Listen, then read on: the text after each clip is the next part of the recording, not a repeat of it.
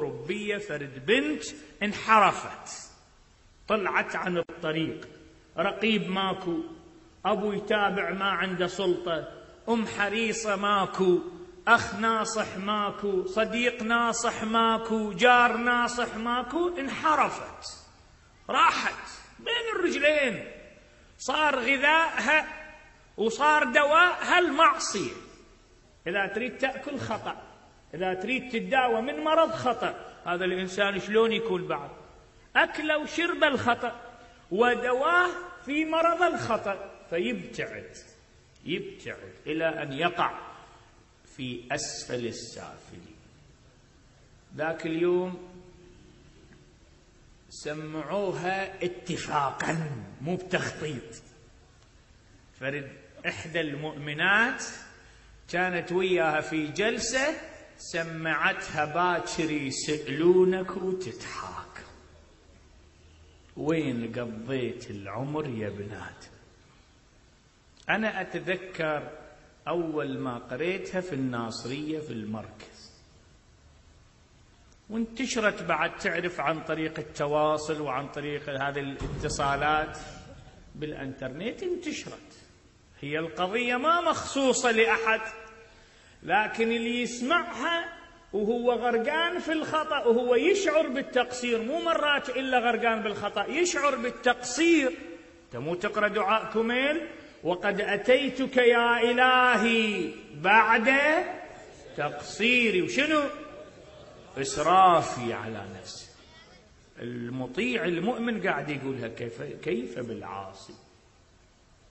فكون هنا مو بس واحد خاطئ وكذا، لا هم يشعر بالتقصير، فمن يسمعها كلام ما مخصص لأحد يشكل له انتباه. سبحان الله، هاي البنت غرقانة بالخطأ، غرقانة بالمعصية، يومية تخطأ عشرات المرات، اتفاقا وبدون تخطيط سمعت هذا الكاسيت وسمعت هذا المقطع الصوتي وسمعت هالنغمة هذه، وعلى بساطتها كانت أول خطوة منها انتبهت إنه الكلام قاعد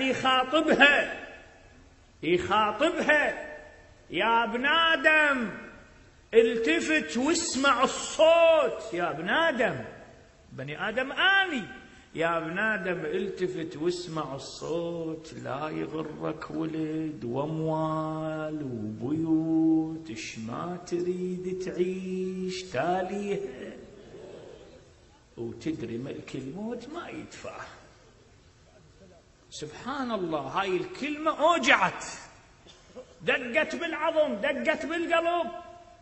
ورا لحظة البنية بكت. هذه المرأة اللي سمعتها هالمقطع الصوتي من شافتها صفنت وبكت، يعني الضربة وين اجت؟ بالهدف. الضربة اجت بالهدف. حكت لها حكايتين ثلاثة مختصرة، قالت لها مو كافي، إلى متى تبقين؟ وانت جذورك وأصولك منك، عرب، إسلام، علي، الحسين، منك، ترى مرجعك هناك، جذورك هناك، أصولك هناك، ويا هالكلمتين ثلاثة. وهذا بعد يصيح القبر والموت. بكت البنت، تفاعلت. شنو سوت؟ غلقت موبايلها واعتزلت. يومين ثلاثة هي لا تطلع لا تمشي، فقط في شقتها. هذا عندها حبيب، عندها صديق يوميا يجيها، يدق عليها، جهازها مقفل، يريد يوصلها لباب الشقة، الباب مقفل. نهائيا اعتزلت. ورا 4 أيام فتحت تليفونها، قالها وين انت؟ شنو صار عليك كذا؟ قالت له تعال، بس ما تقابلني بالبيت، نتقابل برا بالشارع. يجي لقى عيونها حمر. هذا واحد من يبكي شوية يبكي، بس مرات يبكي هواية، عيونه يورمن، خشمه يورم، تبين عليه آثار البكاء.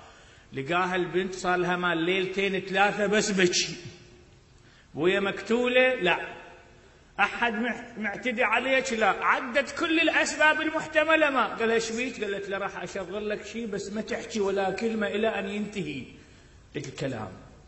قال لها إيه؟ يحبها ويريد خاطرها وما يرفض لها طلب.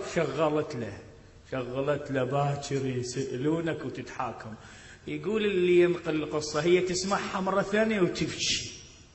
قال لها شنو القصة؟ قالت له هذا مفترق طريق بيني وبينك، تجي تجر عدل وياي لو كل من بدرب.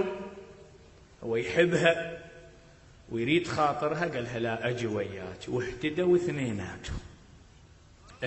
اثنيناتهم وإجوا الدرب الله، وإجوا الدرب أهل البيت، وإجوا الدرب الطاعة، وإجوا الدرب التوبة. ليش؟ لأن الخطاب كان شنو؟ يا بني آدم. خطاب ما بي يمنى يسرى. إذن القرآن الآن يعرض لنا مشكلة تاريخية في الإنسان. يقول وما أكثر الناس، البشر من ذاك اليوم إلى هذا اليوم هاي المشكلة عندهم، دخولهم في ميدان الإيمان بصعوبة، مكوثهم في ميدان الإيمان بصعوبة، ثباتهم في ميدان الإيمان بصعوبة. جابر بن عبد الله الأنصاري يراقب النبي فرد يوم من الأيام شلون كان يوجه الناس بالجامع. العدة مشكلة بالوضوء يجاوبه، العدة مشكلة بالصلاة يجاوبه، العدة مشكلة بالقرآن يجاوبه، العدة مشكلة بالبيع والشراء يجاوبه.